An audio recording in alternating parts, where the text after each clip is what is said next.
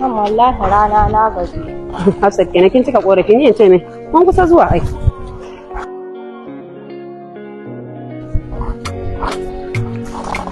Ya Hafsat ya ne? Kin dawo kenan ke ma?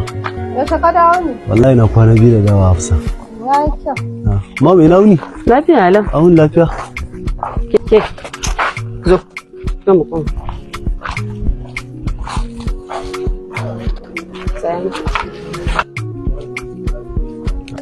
Bawan Allah. Na? Me tsakaninka da wannan yarinya? Ran kan da ita. Ya Hafsat. Me tsakaninki da shi? A wajen karatu na ne. Ko? Ba ku me tsakaninki da shi? Je ki jira ni ina zuwa.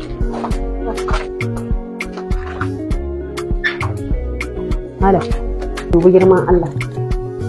Ka gaya min me tsakaninka da yarinya ne? To. Tunda da yake ce in dubi girman Allah an faɗa miki tsakanina da Allah abu gaskiya yarinyar nan sanadiyar wani abokina na santa a makaranta. To shi shine saurayinta. Sai budurwarsa ce. Kuma sannan har na san ma gari ɗaya muke. Shi abokin naka yana ina yanzu? Gaskiya kwanaki da muka yi waya da shi ya ce min zai bar ƙasar kafin a bada hutu. To bayan nan wajen na sake kiransa yake ce min ya kusa tafiyan nan. To kuma daga nan tunda na sake kiransa wallahi wasa ba ma ta shiga kwata-kwata. To maybe ina tunanin kila yayi tafiyarsa. Ba shi ba ta shiga. Ba ta shiga. Ba damuwa na gode. Sai an zo. To shikenan sai an zo. Assalamu alaikum. Hafsa lafiya ke ta kira na tun ɗazu. Na ce miki ki bari sai na dawo wajen aiki kuma kin ce min dai a zo mu haɗu a tsohon gida. To lafiya lau amma dai akwai matsala. Matsalan me? Me ke damun ki? Akwai dai matsala. Matsalan me? Ina zargi ina ji kuma kamar ina da juna biyu. Juna biyu? Garin ya Hafsa? To ni dai ban sani ba ko ma garin ya ne aka fi kowa sani tunda kai wa abin da ba sani. To kun yi waya da shi? Ba mu waya da shi ba idan na kira wayar shi ba ta shiga. Ba ta tafiya? Yanzu kin gane? Kin san abin da za a yi? Yanzu bara zan je. Ko me kenan zan kira shi mai magana da shi. Za mu nemi mafita in Allah yadda. Kin gane? Nan da zuwa an jima insha Allah zan kira. Kamar ya za ka kira shi? Ni dai duk ma yanda za a yi saboda idan wannan abin ya tabbata ya fita akwai matsala. Ina zuwa. Ki haƙuri dan Allah kake da mu. Insha Allah ba ma yadda za a yi mun ta sani. Kin gane? Yanzu bara in ji zan kira shi a waya da shi. Kin gane?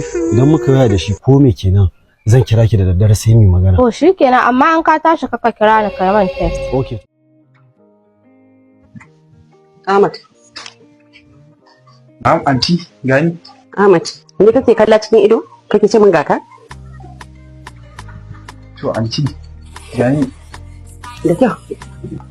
Ka san me? Ina da labarai guda biyu. Marasa daɗi amma a wajenka. Ina so ka sani cewa Hafsat na da ciki. Kwarai kuwa. Inna lillahi. Labari na biyu. Ba wani ne ya yi cikin ba. Kai ne ka yi shi. Wallahi babu ruwa na anti. Wallahi ba ni bane ba anti. Na rantse da Allah babu ruwa na. Wallahi babu ruwa na. Wannan kai ka sani sai kuma ni. Amma ina son ka san wani abu. Idan ka ga dama ka yi abin da nake so. Idan kuma baka yi ba a yau din nan wannan labarin shine labarin da zai fita a cikin gidan na yau da daddare. Zan taka in je wurin mahaifinka zan gaya mishi cewa na ɗauko ɗiyata ka zo ka lallaɓe ta ka ɓata mata tarbiyya. Yawwa idan kuma ba ka son haka ni yau ba ni maganar lallaɓa ka ka ja min hankali ka nemi wani kwana-kwana tsakanin da kai babu. Idan ka ga dama ga hanya daga nan har lahira za ka iya tafiya. Amma ina son ka san wani abu. Idan za ka dawo da liƙafani da za a kawo wannan tsohon a ciki. Saboda a yau din nan wallahi zan sami shi in gaya mishi cewa na kawo diyata salin alin har yarinya ka lallaba ka bata mata tarbiyya kai mata ciki. Ya rage naka in ka ga dama ka biyo ni. Sannan ina son ka san wani abu. Kana da sakanni 3. Za ka iya biyo ni kuma za ka iya tafiya. 1, 2, 3. Assalamu alaikum. Yawwa, alaikum salam. Kai!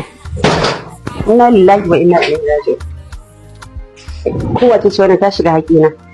Kai!